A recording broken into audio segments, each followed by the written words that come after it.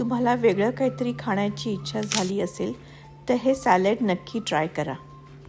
Dressing बनवण्यासाठी दही, मीठ, chilli flakes, black pepper, garlic powder, लिंबाचा रस, कोथिंबीर हे सर्व एकत्र मिक्स करून घेऊ आणि आपलं सॅलड ड्रेसिंग तयार झालं आहे। इथे मी भाज्या कापून घेतल्या आहे। लेट्यूस, टोमॅटो, काकडी, अवाकाडो, शिजवलेले बीन्स घेतले।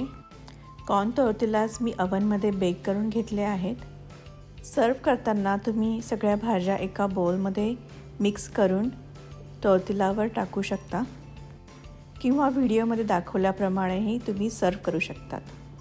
पार्टी किंवा गेट टुगेदरसाठी ही खूप इंटरेस्टिंग डिश आहे, नक्कीच ट्राय करा।